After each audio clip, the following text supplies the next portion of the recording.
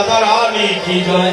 হরে কৃষ্ণ কৃষ্ণ কৃষ্ণ হরে হরে, হরে রাম হরে রাম, রাম রাম হরে হরে। অবিরটা গিয়ে নিব গান, তারপরে হবে লীলার সমাধান। আপনাদেরকে প্রণাম করেছি, বা বাচ্চাগুলাকে তুলে বসাতে হবে, কারণ আপনার পিছনে যারা, বাচ্চাদের পিছনে যারা, তারা দেখতে পাচ্ছে না। বাবা একটু বসো, আস্তে আস্তে আস্তে আস্তে।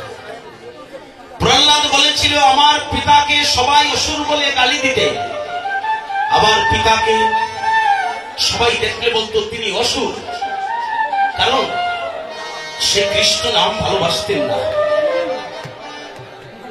হিরণ্যকৌশিক বলছে আমার রাজ্যে যদি কেউ হরিনাম নিবে আমি তার শিরচ্ছেদ করে দেব, কিন্তু তারই ছেলে শিশু থেকে হরিভক্ত হয়ে গেল।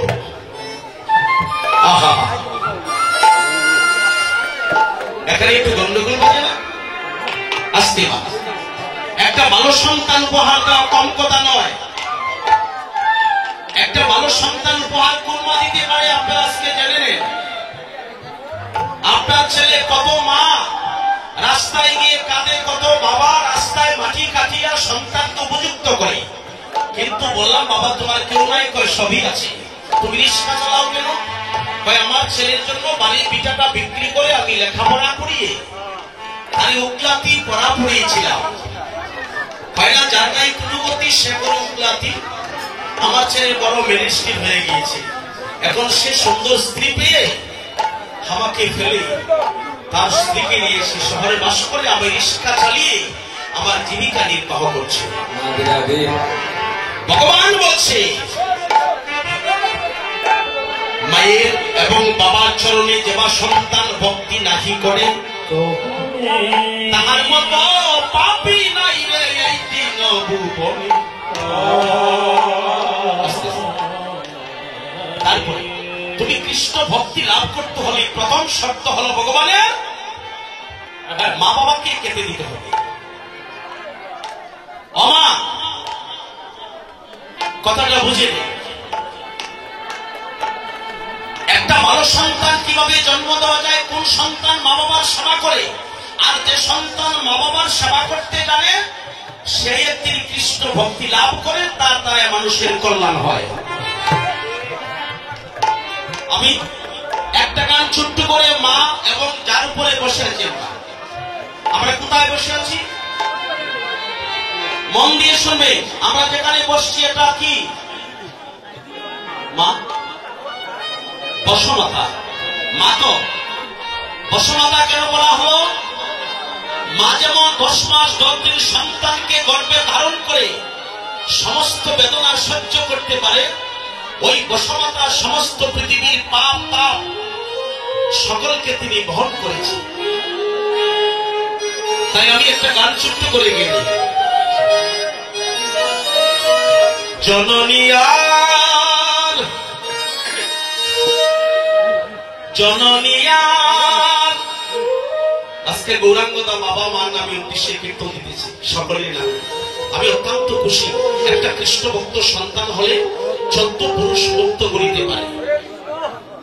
জননিয়ার জন্মভূমি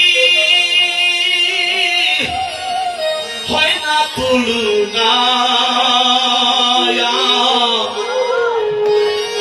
কোনো কিছুর বিনিময়ে তোমরা মাকে ভুইল না। গৌর হরি বল যুগা জননিয়ার জন্মভূমি হয় না তুলনা, কোনো কিছুর বিনিময়ে মাকে ভুইল না, কোনো কিছুর বিনিময়ে মাকে ভুইল না। ব্যাংকিতায় সেই কথা লেখা আছে, যারা গীতা পাঠে যান যদি ব্যাংকিতা থাকে বলবেন ওই কথাটা মিন্টু সরকার ওই গোবিন্দগঞ্জ সেবা সম্মেলনে বলেছিল যে মাতৃভক্ত সন্তান হয়ে ঘরে বসে কৃষ্ণ ভক্তি লাভ করেছে। আর স্বামী ভক্তদারী হয়ে তিনিও ঘরে বসে ভগবানকে লাভ করেছে। জননিয়ার ঘরে জন্মভূমি হয় না তুলনা, কোনো কিছুর বিনিময়ে তোমরা মাকে ভুইল না। আর জননীয়ার জন্মভূমি হয় না তুলনা, কেউ গেছেন বিনিময়ে মাকে ভুলো না। আস্তে আস্তে আস্তে আস্তে ছোটো, আমার একটা কথা মনে পড়েছে। আমি গানটা প্রথম কেন ধরলাম, আমরা বসমাতার উপর বসে আছি। আমি ওই ভারতী কীর্তনে গেলাম আসামে, তো আরেক ভক্ত জিজ্ঞাসা করছে, দাদা আপনারা তো মা বাবার কথা বলেন সেবা করার জন্য, এটা মহাপ্রভু করেছে। ওই যে আগে কৃষ্ণ গাইলেন রূপম, সচিরানীকে প্রণাম না করে মহাপ্রভু কীর্তনে যায় না। যে আমার মায়ের বাক্য যদি লঙ্ঘন করে আমি হরিনাম কীর্তনে যাই আর আমার মা করে বসে কাঁদে, সেখানে গেলে আমার কৃষ্ণ ভক্তি লাভ হবে না। এটা জীব শিক্ষা। তো আমাকে বলতেছি, দাদা তো মায়ের গুণ বেশি না বাবার গুণটা বেশি? এখন তো সমস্যায় পড়ে গেলাম। প্রশ্ন করুন আমার, মায়ের গুণ বেশি না বাবার গুণটা বেশি? এখন যদি বলি মায়ের গুণ বেশি, তাহলে বাবা তো বিরক্ত হবে, মাকে প্রাধান্য দিল। আর যদি বাবার গুণ বেশি বলি তাহলে মা কষ্ট পাবে। তাহলে আমি বললাম, দেখো এটা যেমন এইভাবে হইল কি, যেমন কেরোসিনের দাম বেশি না সরষার তেলের দাম বেশি? দাদা কোনটার গুণ বেশি? হ্যাঁ, সরিষার তেলের দাম বেশি। তখন যদি রাত্রে কারেন্ট যায়, যদি কই তুমি জেনারেটর চালাইতে, কেরোসিনের যখন দাম নাই, সরিষার তেলের দাম বেশি, তাহলে জেনারেটর চালাও দিকে সরিষার তেল দিয়া পারবা কি? আমি কি ভুল বলছি? এখন উনি বলছে সরিষার তেলের দাম বেশি, এখন তাহলে এটা দাম, তাহলে কেরোসিনের দাম নাই, তাহলে জেনারেটর চালাও দিকে সরিষার তেল দিয়া চলবে? চলবে না। তাহলে চার্জির জায়গায় চার্জির একটা অবস্থান, একটা গুণ থাকে। সরিষা এখন যদি বলি আবার, তাহলে কেরোসিনের দাম বেশি, জেনারেটর চলবে, তাহলে ইলিশ মাছ বাজি করবে কি দিয়া? হরিবল, কেরোসিন দিয়ে হবে না? কায়দা আছে। তাহলে মার জায়গায় মায়ের গুণ আর বাবার অবস্থানে বাবার গুণ। তবে এর মধ্যে বিচার্য বিষয় হলো, একজন মা যা করতে পারে বাবা তা পারে না। আমি কালও বলেছিলাম, একটা ছেলে যখন সন্তান মায়ের উপযুক্ত হয়ে যায়, মা একটা মেয়েকে বিবাহ করিয়ে তাকে ঘরে বউ আনে। সকলেই বলে তোমার বউ সুন্দর, বলে হ্যাঁ। কি কি পেয়েছে বলে সব দিয়েছে, শ্বশুর বাড়ি ধনী তো, মাস্টার বাবু অনেক টাকার মালিক। কিন্তু মেয়ের কাছে গিয়ে কেউ জিজ্ঞাসা করে, তোমার বাবাকে এত কিছু দিল, তোমার স্বামীকে ফ্রিজ দিল, সোফা দিল, টাকা দিল, মোটর সাইকেল দিল, নগদ টাকাও দিল, কিন্তু মেয়ের কাছে গিয়া কেউ দিন বলে, তুমি বাবার বাড়ি থেকে যে স্বামীর বাড়িতে আসছো, তুমি কি কি হারিয়ে আসছো? এই কথা কেউ বলে মেয়ের কাছে গিয়া? কিন্তু সে দেখো, যখন যে মা তাকে ধারণ করেছিল, 10 মাস 10 দিন গর্ভে দিল, তাই রক্ত মাংস খেয়ে মায়ের ভবিয়াইলাম ভাই, ভূমিষ্ঠ হইয়া যখন উঠিলাম কান্দিয়া, সান্ত্বনা দিল মায়ের বুকের দুগ্ধ। আমি কতবার দেখেছি, আপনারা যদি ভুল হয় তাহলে বলবেন মিন্টু সরকার, এইটা আমি মানি না। এই পৃথিবীতে মায়ের প্রসবের কালে বুক বেসে যায় নয়ন জলে, তবু জীবন দিয়া করে মায়ের সন্তানের মঙ্গল কামনা। কেউ কি দেখেছেন এই পৃথিবীতে যত সন্তান জন্ম নিয়েছে, যে সন্তান জন্মকালীন কোন বাবা মরেছে? কিন্তু কত মাঝে প্রাণ হারালো, কত মা প্রসব ব্যথায় সন্তানের জন্য কত মায়ের প্রাণ হারিয়েছে।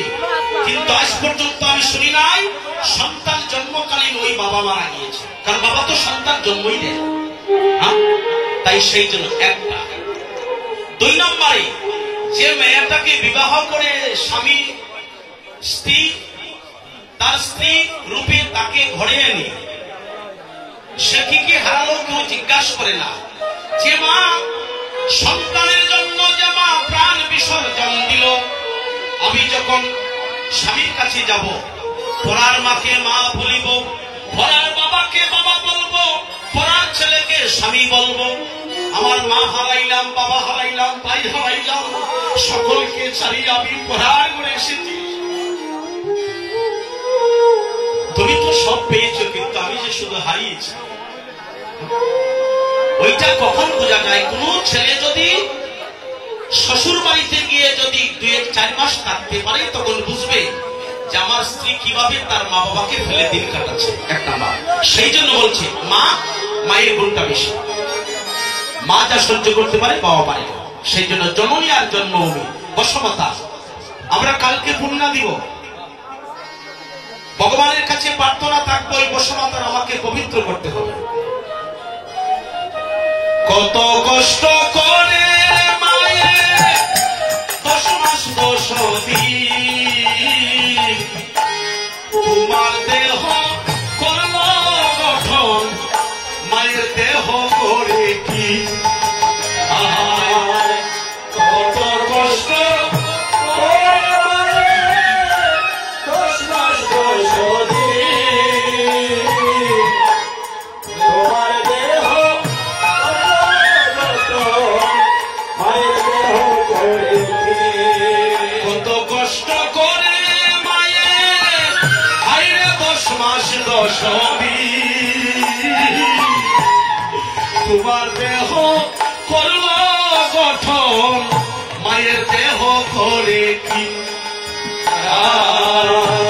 কত কষ্ট করে 10 মাস 10 দিন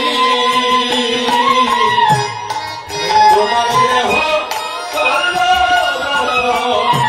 মায়ের দেহ করেছি। তবু তবু মা যদি হয় রেডি নহি, তবু সন্তানকে ভুলে না। মা যদি হয় রেডি নহি, সন্তানকে ভুলে না। কোনো কিছুর বিনিময়ে তোমরা মাকে ভুইল না। জননী আর হয় না তুলনা, কোনো কিছুর বিনিময়ে মাকে ভুলো না। আহাহাহাহা। তাই প্রহ্লাদের কথাটা একটু আধ্যাত্মিক জগতে চলে যাই। এটা আমার প্রথম প্রার্থনা রইল, আমার যুবক বন্ধু যারা এখানে শুনতেছেন কীর্তন, বাড়িতে গিয়ে সকলেই মা বাবাকে প্রণাম করতে হবে, এটা মহাপ্রভুর আদেশ। 2 নম্বরে প্রহ্লাদ শিশু থেকে হরিভক্ত, কিন্তু বাবা কাউকে হরিনাম নিতে দেয় না। কি করে হরিভক্ত হলো? প্রহ্লাদের মা 10 মাস 10 দিন প্রহ্লাদকে গর্ভে নিয়ে গৌর হরি বল।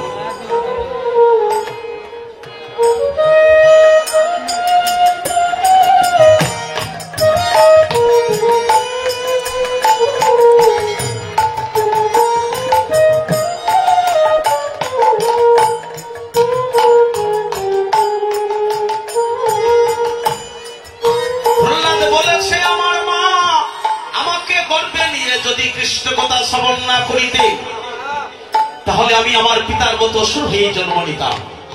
সেই জন্য আপনারা সন্তানকে নিয়ে এসেছেন, জার্জির কুলে বসিয়ে আপনি কৃষ্ণ কথা শুনবেন, আপনার পরশে আপনার ছেলে তখন পবিত্র হয়ে যাবে। তাই চলুন সকলে একসাথে উলুক ধরি এবং হরিধ্বনির মাধ্যমে আমরা লীলায় প্রবেশ করি। গৌরাঙ্গ লীলা, মধ্যাহ্ন লীলা, যার নাম সবল মিলন। তো সবলের সাথে কোনো মিলন হয় নাই, মিলন হয়েছে রাধারানীর সঙ্গে, কিন্তু পাড়ার নাম হবে সবল মিলন কেন, আমরা সেই বিষয়টা জানবো। তাই সকলে উচ্চস্বরে কোনো ধ্বনি করে গৌর হরিবল জয় রাধে রাধে।